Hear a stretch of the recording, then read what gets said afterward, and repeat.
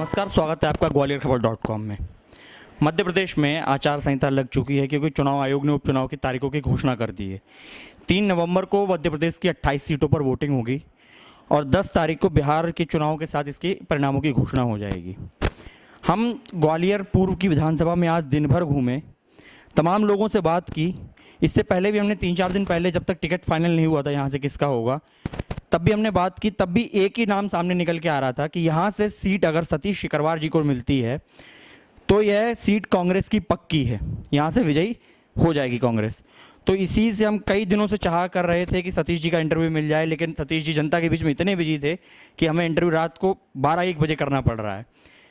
Sir, जनता में आपकी इतनी पॉजिटिव वे, हमने तमाम लोगों से बात की, तमाम प्रत्याशियों से बात की, लेकिन जितनी लहर आपकी नज़र आ रही है उतनी शायद ही हमें किसी की आई, और इतनी पॉजिटिव वेव लग रहा है कि आपकी विजय निश्चित है। आपकी क्या तैयारी है फिर भी? देखो, मैं तो पिछले 30-35 वर्षों से लोगों को न्याय दिलाने के लिए समाज की सेवा में लगातार लगा हूँ और जनता के बीच में मैं सुबह 9 बजे से रात 12 बजे तक जनता के बीच में हमेशा रहता हूँ। आज चुनाव है इसलिए मैं जनता के बीच में नहीं हूँ। मैंने सुबह उठ के नहा धो के तैयार होकर रात 12 बजे तक लोगों के बीच में, जनता के बीच में रहना, उनकी सेवा करना, उनका मदद करने का काम करता रहता हूँ और इसलिए जनता का आशीर्वाद, जनता का स्नेह मुझ पे हमेशा बना रहता है। इससे पहले सर आपकी पार्टी भारतीय जनता पार्टी थी, जहां अब ये 25 विधायक, आपके क्षेत्र के जो पूर्व विधायक कह लें, आज मौजूदा विधायक इसी इस्तीफा दे दिया, आपके खिलाफ जो चुनाव में लड़ रहे हैं। ऐसी क्या वजह रही होंगी कि वो जो कांग्रेस में से जाके बीजेपी में शामिल हो गए, सिंधिया जी और उनके समेत 25 विधायक? क्या लगता है सर आपको? नहीं, निश्चित रूप से गलत किया है। हम जनप्रतिनिधि बनने के बाद चुनी हुई सरकार को हम गिराएं और जिस दल से हम जीत के गए हैं उस दल के साथ धोखाधड़ी करके जनता के वोट को बेचकर अगर हम इस प्रकार का काम करते हैं कि लोकतंत्र की हत्या करते हैं तो ये निंदनीय काम है। सर, आप कांग्रेस में शामिल हुए, क्या वजह रही कि जो आप कांग्रेस जैसी पार्टी में, जो बरगद का पेड़ कहा जाता है, उसमें आप अपना सहयोग कर रहे हैं आके? देखो, जनता की मांग थी और जनता की मांग पर मैं कांग्रेस पार्टी में शामिल हुआ और मैं कांग्रेस की रीति नीतियों से, सिद्धांतों से प्रभावित होकर कांग्रेस पार्टी का मैंने दामन थामा है और मैंने जनता की सेवा के लिए कांग्रेस पार्टी का दामन थामा है। मैं पिछले कई वर्षों से भारतीय जनता पार्टी में रहकर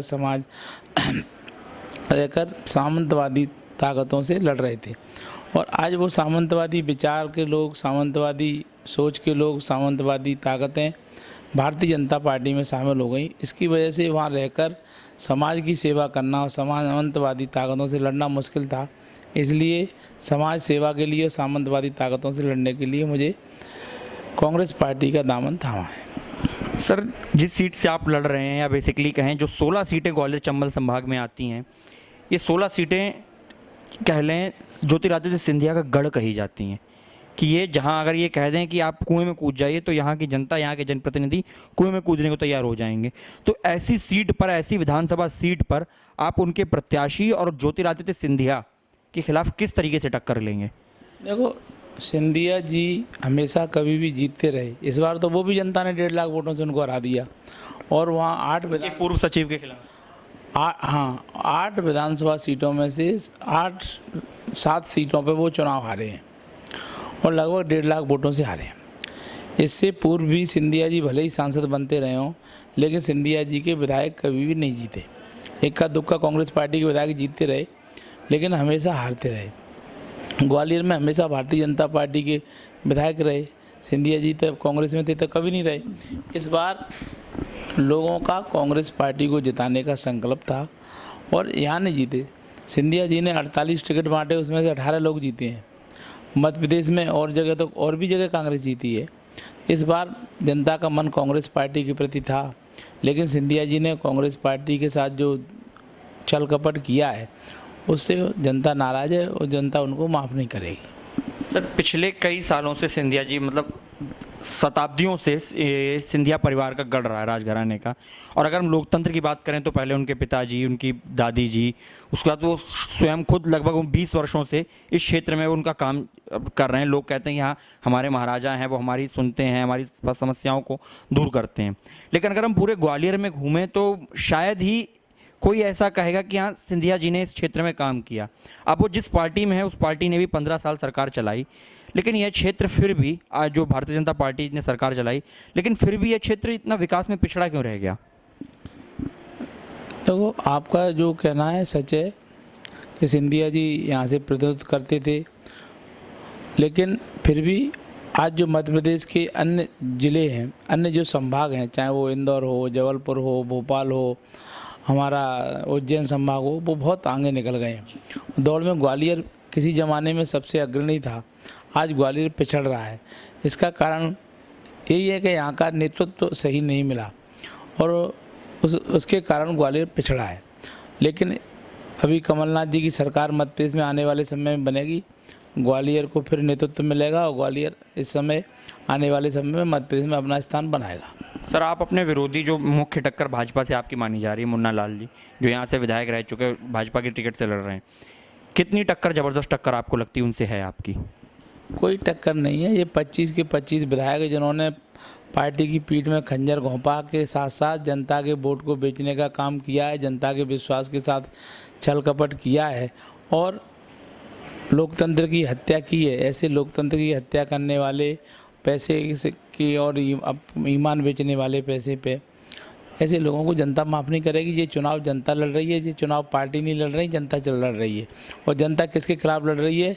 जिन 25 विधायकों ने अपना ईमान बेचा है, जनता के वोट को बेचा है, उनके खिलाफ लड़ रही है। सर, मार्केट में एक उड़ती उड़ती खबर चल रही है कि अगर जैसे आपके टिकट फाइनल होने से पहले भी और अभी भी ये खबर चल रही है कि मुन्ना लाल जी अपने जो प्रत्याशी यहाँ से किए गए हैं भारतीय जनता पार्टी की तरफ से, उनको कहीं ना कहीं अपनी हार नज़र आ रही है, क्योंकि क्षेत्र में जनता ने बताया कि लॉकडाउन में एक मात्र आप ऐसे नेता थे या पार्षद थे या व्यक्ति कह लें, जो घर घर जाके आपने आटा, चावल, दाल, चाय पत्ती आदि मसाले वसाले बांटे, लोगों की सेवा की। कोरोना में लोग घरों में घुसे, लेकिन आप कोरोना के वक्त में लोगों के घरों पे आपने सहायता पहुंचाई।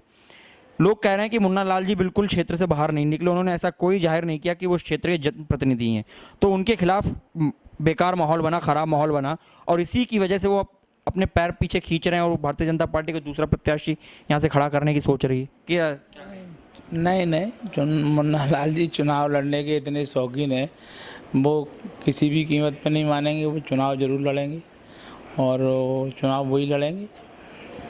ये चुनाव कमलनाथ वर्सेस सिंधिया होगा या कमलनाथ वर्सेस शिवराज सिंह होगा या कांग्रेस वर्सेस बीजेपी होगा? ये चुनाव बिकाऊ वर्सेस जनता होगा। ये चुनाव बिकाऊ वर्सेस मतदाता होगा। ये चुनाव यही चुनाव है, इसके अलावा इसमें कोई।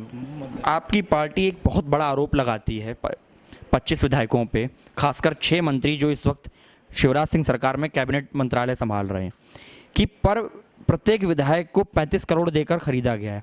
किस आधार पर है? और जबकि उस तरफ से वो आपकी हताशा, आपकी निराशा बताते हैं कि इस आरोप में कुछ दम नहीं है, लेकिन किस आधार पर आप लोग ये दावा कर रहे हैं कि विधायकों को 35 करोड़ रुपए देकर खरीदा गया है? पहले जो विधायक थे, जब वो विधायक नहीं थे तो 5,000 का विज्ञापन छपवाने में भी उनको कष्ट होता था।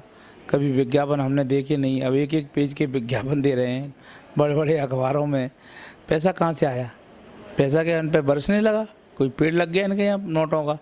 ये सब पैसा सरकार का दिया हुआ पैसा है, भारतीय जनता पार्टी का दिया हुआ पैसा है और सब जनता जानती है। किसी चीज़ के कोई सबूत थोड़ी मिलते हैं, कोई न्यायालय में केस थोड़ी चल रहा है। मैं आपसे रिश्वत ले लूँ, मैं आपको रिश्वत दे दूँ तो इसका कोई क्या सबूत है? कोई सबूत है?